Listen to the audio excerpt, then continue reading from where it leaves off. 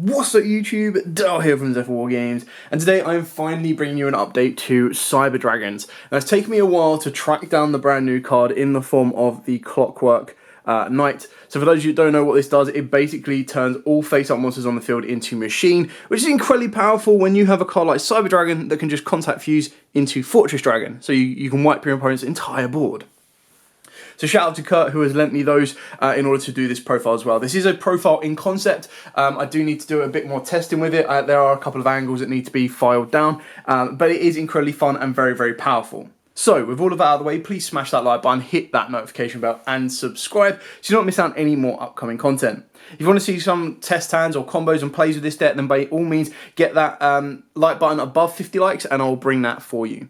With all of that out of the way, we're going to dive head first into this profile and lay out everything we've got. Now, obviously, this is designed to be a blind go second, which means no matter what your opponent puts on the board, you're going to be able to try and break it or OTK. And one of the best ways to do that in this deck is, of course, with Cyber Dragon. Now, obviously, Cyber Dragon on his own isn't going to be as effective, but the idea of this deck is that you do, and I'm going to preview this card right now, you turbo into Clockwork Knight. And the reason that that is so important to get to this card is, as I said at the start, all face-up monsters on the field become machine monsters. Machine monsters you control gain 500 attack and defense, and machine monsters your opponent controls lose 500 attack and defense. Now that's the main importance of the card. It does have a secondary effect that you can banish it from the graveyard to discard a card and add an Earth Machine, but that's going to be more relevant if you're playing an Earth Machine deck. What makes it so good in this build is by turning all of your opponent's monsters into machines, you can use the abilities of Cyber Dragon to contact fuse into Fortress. Fortress will gain 1,000 attack for every material used. So if you use your opponent's entire board of 1,000 and then you use Cyber Dragon himself, you're going to be going up to a 6,000 boss monster, and that's only come from 2 cards. Not to mention your Clockwork Knight will then boost the Fortress up by 500 as well, so it's 65, and all you need to do to complete the OTK is get 1,500 on board, which can be done a multitude of ways, and I'll show you as we go through it.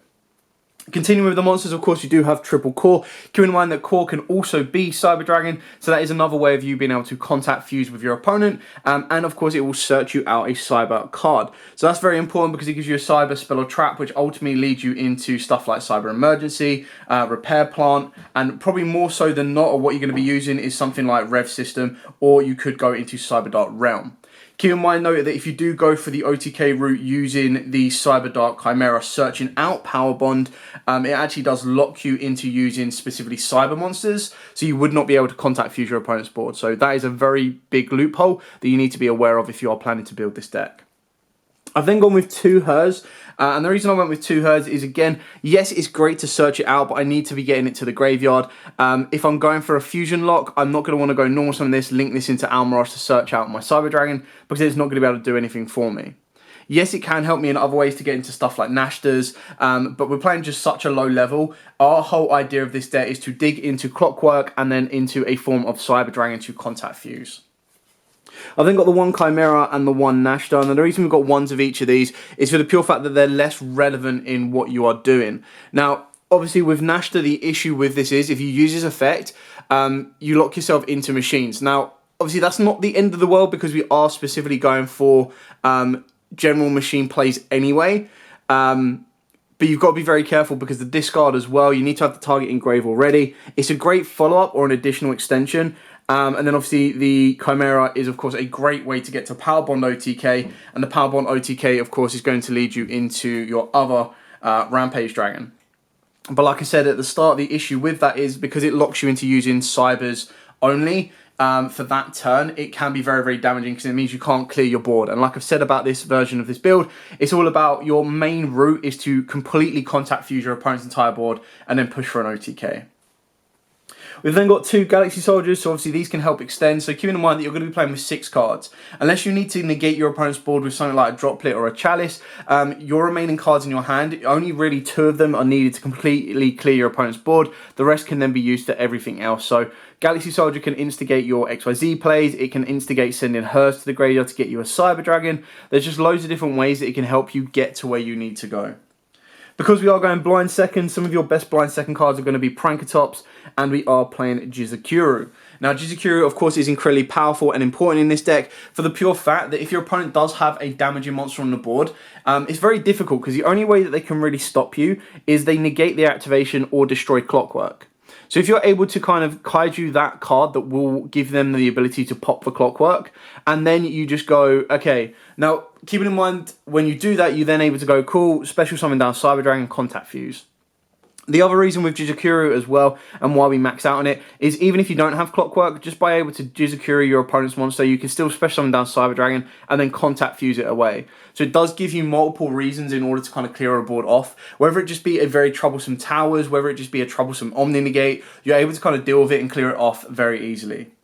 And then that's where the next card comes in, and that is the Therion King Regulus. So we're playing 2 Regulus and 1 of the field spell. And the reason this is so important is because it's so consistent in this deck to get a machine to the graveyard that being able to activate Regulus's effect to target said machine in the graveyard, summon it back, equip it to the Regulus, and special summon down the Regulus being a negate is very important. Because if you think about it, the combo with Clockwork plus Cyber Dragon, and that's how you complete your OTK. So Clockwork, Cyber Dragon, and then either Therion Regulus or, of course, the field spell gives you the completed OTK.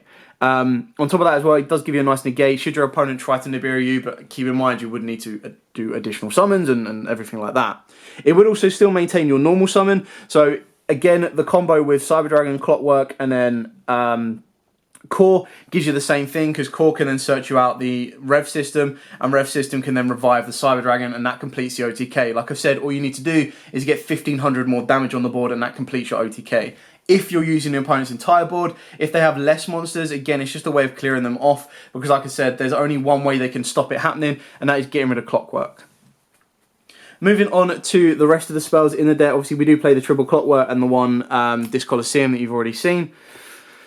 So when you continue on, I have gone for a bit of a weird ratio. So I've gone with 2 Emergency. The reason I went with this is I just wanted to kind of fit other cards into the deck, and you'll see that I've got a very big range of spells. Now, more so with the Emergency, the other card that I went in place of its 3rd copy and then some was Fusion Deployment. Now, the reason I went with Fusion Deployment is, like I said, in this version, just getting a Cyber Dragon to the board to then Contact Fuse is incredibly powerful. So, for example, let's say that you special summon down a Cyber Dragon and they bounce it back to the deck.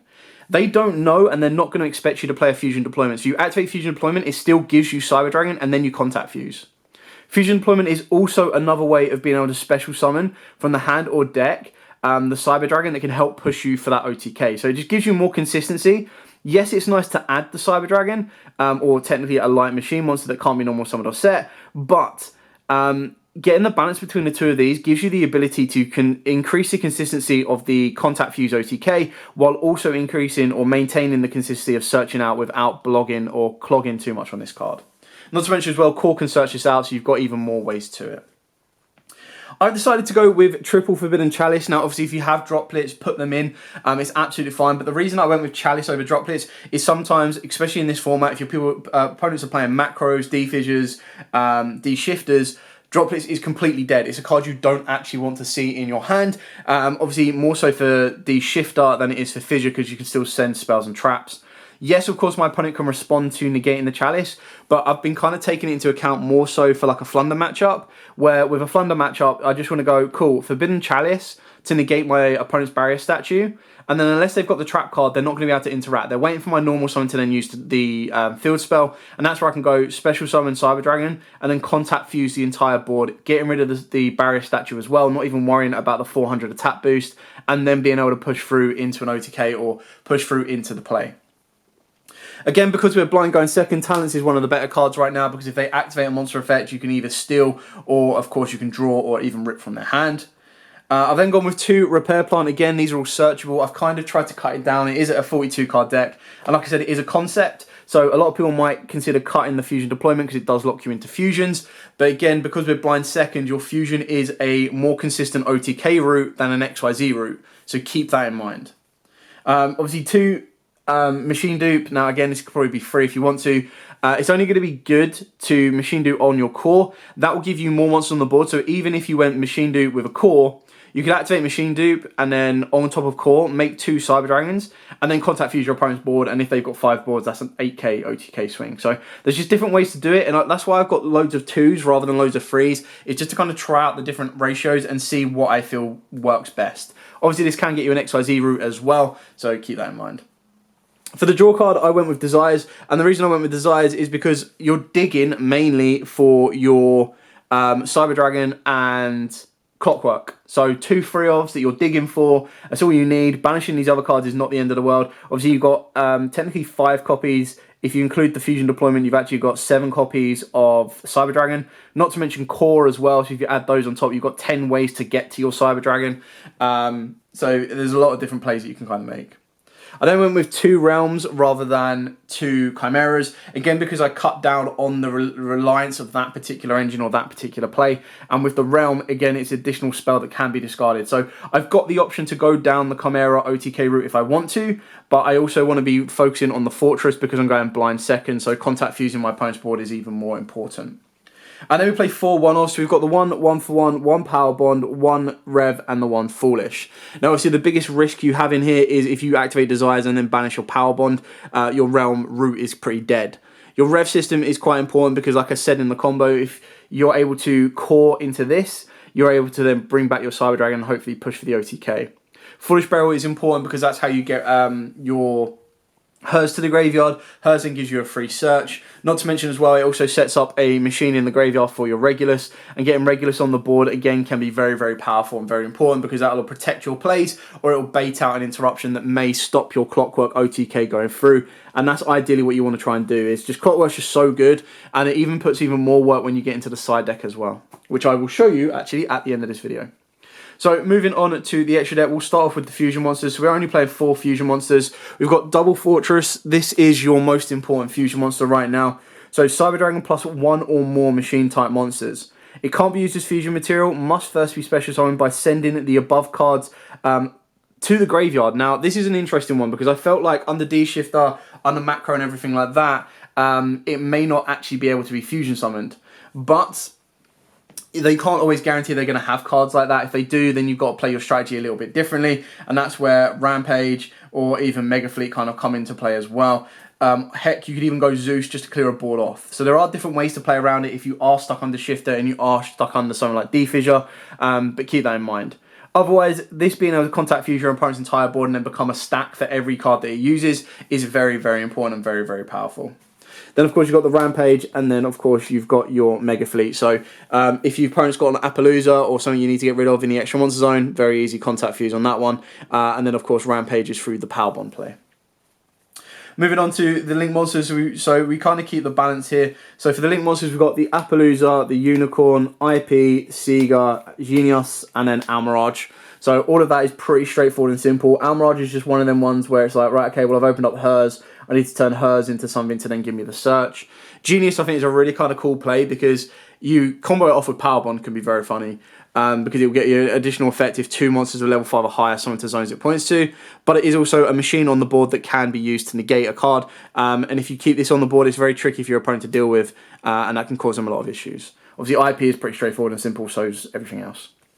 For the XYZs, we've got the 1 Nova, sorry, not the 1 Nova, 2 Novas, 1 Infinity, 1 Pallades, and 1 Zeus. Again, pretty straightforward and simple on this one. So we've balanced the fusions, XYZs, and links. So you've got a nice balance between all of them. I could play it across sheep if you wanted to as well, but there's not really any level 4 or lowers that you want to be bringing back from the graveyard that are going to have effectiveness on your plays. Obviously, the reason you play 2 Nova and 1 Infinity is Nova can revive the first Infinity, and then Infinity can absorb that Nova anyway. So you're kind of moving those plays that way. I went with Pallades just because you've got a very nice bounce option. You can play any other rank 5 you want. You can play more links if you want to, more fusions if you want to. Like I said, this is a concept, so you can use this structure, build around it, and then go, right, okay, well, I want to adapt this. I want to make mine all fusion, or I want to make mine less fusion, more XYZ, more link, anything like that. So you've got full creative control over this. This is just to use a structure of the base minimum that people will be playing in a Cyber Dragon deck. As of right now, we'll probably look, I mean, Almirage is kind of the closest on the cusp. Will probably look something more like this, especially if you're playing Clockwork for your Fortress. Otherwise, your Fortress can then just be down to 1. A lot of people don't like Mega Fleet, but I still think it's really good to deal with like 4 negate Appaloosa, because then you just go normal summon core, either uses effect and it gets Appaloosa'd, or don't, or you just special summon Cyber Dragon, clear off the Appaloosa, normal summon core, and make your plays from there. So there's a lot of versatility with this deck. like I said, I think the fusion deployment is something that is a little bit techie, isn't something you absolutely have to play, but I do like it, and I like the concept and the idea behind it that if my opponent is trying so hard to keep a Cyber Dragon off the board, and I'm constantly going, fusion deployment, special summon Cyber Dragon, or special summon down Cyber Dragon, and I could then, in theory, still use a fusion deployment to summon out said Cyber Dragon again, I'd have 2 Cyber Dragons on the board, and then that would just make an even stronger fortress as well. So either you're pumping your board to make up for the deficit between yours and your opponent's board to completely an OTK, or you're just going to be able to like clear your opponent's board off and then extend further to push for an OTK. Anyway, I hope you found this useful. I hope it is a structure that you can build off of and adapt. Any questions, please put them in the comments down below. I have no means by saying this is the best Cyber Dragon deck ever. It is, like I said at the start of the video, a concept in order to utilize Clockwork Knight and how it can be used to kind of enhance the Cyber Dragon plays. But as absolutely always, guys, don't forget to like, comment, subscribe, share. Till next time, stay safe, and of course, happy dueling.